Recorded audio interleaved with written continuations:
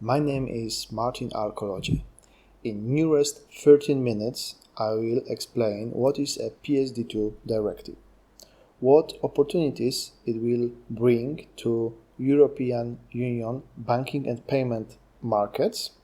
I will briefly touch the technical level to comply with it and propose a three-dimensional framework to choose a strategy to respond to the changes PSD2 will bring to the market. On the very end, I will also touch the timeline of its implementation. PSD2 abbreviation stands for Payment Services Directive 2, which is a new legislation in European Union. So it will concern all the banks, payment providers in EU or serving customers within EU. The main change is that it will enable customers to allow third parties provider to access firstly account information, and it includes balances and history of transactions, and secondly make payments. The directive defines new kind of entities. One is account information service provider. These entities may aggregate data from numerous sources. So it might be one bank aggregating history of accounts from different banks, but it might be also a new entrant or new kind of business or other player who will aggregate the data about balances and history of numerous accounts. Secondly, there will be payment initiation service providers, and this PSD2 changes the business of payment solution providers in the way which shortens the supply chain. So nowadays, for example, if you paid in PayPal, the PayPal would charge the credit card, and the credit card go to the bank, and then the reconciliation of the payments will go all the way back till the payment gets to the account of the merchant. In Poland, there are already some payment providers who work with banks, and you may pay using their services, but the authorization of the transaction still is being made in the interface of the bank which you choose to use as a payment. And after implementation of PSD2, also the authorization of the transactions may be executed in the payment initiation service provider's interface. So in eBay or PayPal or existing payment providers, without the need to go to bank's web page or apps. So I think it's the best opportunity for existing payment providers and for merchants or e-commerce businesses like eBay or Amazon, who may choose to integrate with either some local national payment providers or banks. All in all, it gives space to get rid of middlemen like Visa and MasterCard. The changes implied by PSD2 in payment and banking landscape imply significant risk. In my opinion, the most important one is that you may lose relationship with your customer as a bank. Customers will have choice, and they may choose to use more user-friendly or value-adding interfaces. These interfaces might be mobile banking, web banking of your direct competitors, other banks, or payment service providers like PayPal or local equivalents, maybe merchants like Amazon or eBay, or new fintech entrants maybe perhaps even such companies as Facebook's or Google.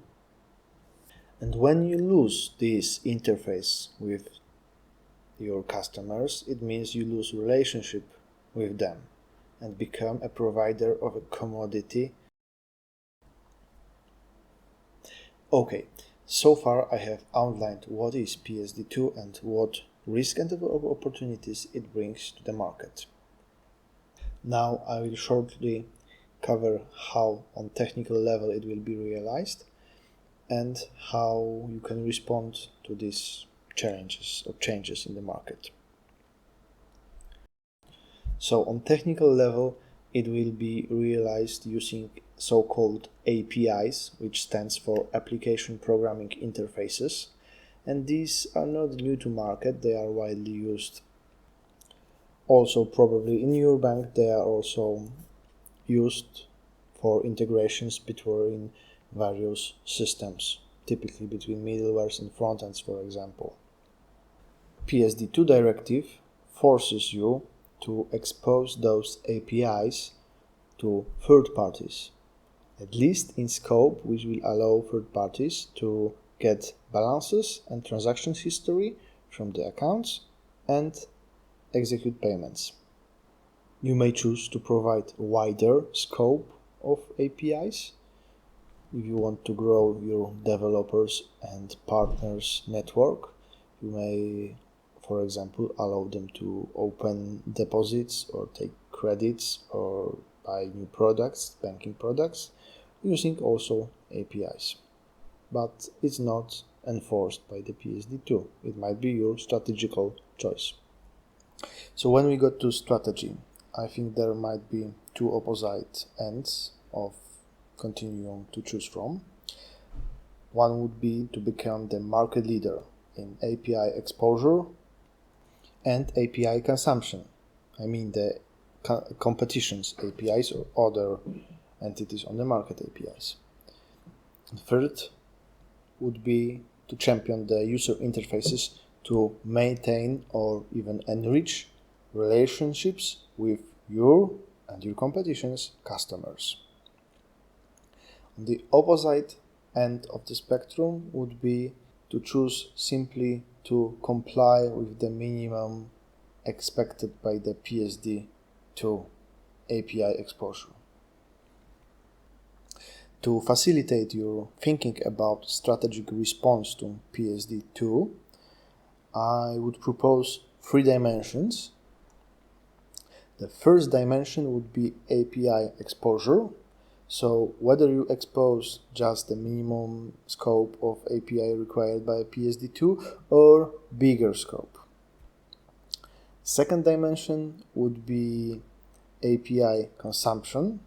So whether you choose not to do anything in that area or you choose to consume APIs of your competitors, payment service providers, maybe even fintechs or other parties, to have the data in your system and add value for your customers by having this data. So, for example, providing personal finance management software which would aggregate history of transactions from all the banks your customer have. The third dimension would be your user interfaces, and I mean mainly mobile and web banking interfaces. So whether you choose to keep them as they are, extend them with showing, for example, the data from other vendors, banks, providers, or whether you choose to champion this user interface to be the market leader in the most intuitive, most user-friendly and value-adding interfaces, keeping or building your position and the relationship with the customers. So using these 3 dimensions, one extreme could be a wholesale model where a player would choose to expose everything by API and totally neglect user interfaces or API consumptions from competitions. So by exposing everything by APIs, he would allow to sell and do all the operations by third parties, focusing only on the back-end business of banking. More probable strategies will be maybe placed somewhere in this 3 dimensions space. Now, let's get to some timeline, as whether it's urgent or not too urgent.